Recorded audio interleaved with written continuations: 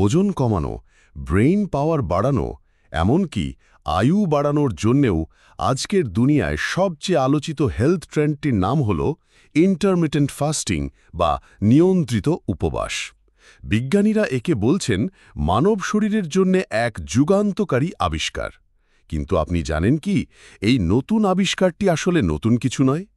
কি হবে যদি আমি বলি সুস্থ থাকার এই গোপন রহস্যটি এক মহান ঐশী ধর্ম আমাদের শিখিয়েছে প্রায় 1400 বছর ধরে? প্রথমে চলুন বুঝি ইন্টারমিটেন্ট ফাস্টিং আসলে কি।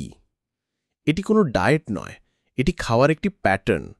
এর মূলনীতি হল আপনি কি খাচ্ছেন তার চেয়ে বেশি গুরুত্বপূর্ণ হল আপনি কখন খাচ্ছেন। যখন আমরা দীর্ঘ সময় না খেয়ে থাকি তখন আমাদের শরীর একটি অসাধারণ কাজ করে যার নাম অটোফেজি। গ্রিক ভাষায় অটোফেজি শব্দের অর্থ নিজেকে খাওয়া। এই সময়ে আমাদের শরীর খাবার হজম করার পরিবর্তে নিজের ভেতরের আবর্জনা এবং ক্ষতিগ্রস্ত কোষগুলোকে রিসাইকেল করা শুরু করে। এটি আমাদের শরীরকে ভেতর থেকে মেরামত করে, প্রদাহ কমায় এবং ক্যান্সার ও বার্ধক্যের মতো প্রক্রিয়াকে ধীর করে দেয়। জাপানি বিজ্ঞানী ইয়োশিনোরি ওসুমি এই অটোফেজি আবিষ্কারের জন্যই 2016 সালে নোবেল পুরস্কার পান। এই নিয়ন্ত্রিত উপবাসের প্যাটার্নটি কি পরিচিত লাগছে? এটাই তো ইসলামে সাওম বা রোজা। মুসলমানরা প্রতি বছর রমজান মাসে সূর্যোদয় থেকে সূর্যাস্ত পর্যন্ত পানাহার থেকে বিরত থাকেন, যা ইন্টারমিটেন্ট ফাস্টিংয়েরই একটি ধরন। শুধু রমজানই নয়, নবী মুহাম্মদ সাল্লাল্লাহু আলাইহি ওয়াসাল্লাম সারা বছর প্রতি সোমবার এবং বৃহস্পতিবার রোজা রাখতে উৎসাহিত করেছেন।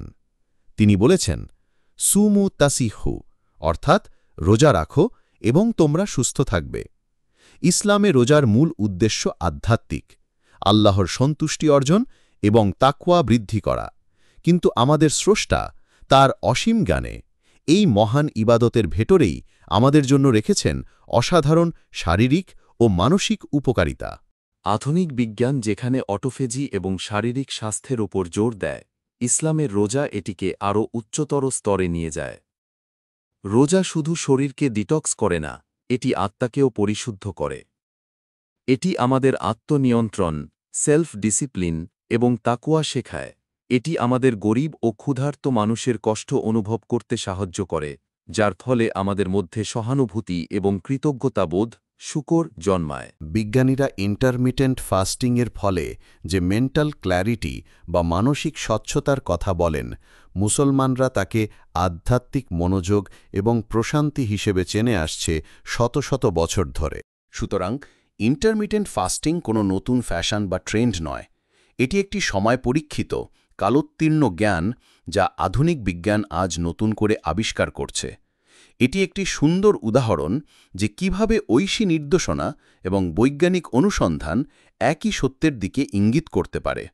আপনি স্বাস্থ্যগত কারণে ফাস্টিং করুন বা আধ্যাত্মিক কারণে রোজা রাখুন, উভয় ক্ষেত্রেই আপনি আপনার শরীর এবং আত্মার জন্য এক অবিশ্বাস্য উপকার করছেন। জ্ঞান এবং উদ্দেশ্য নিয়ে করা প্রতিটি কাজই ইবাদত।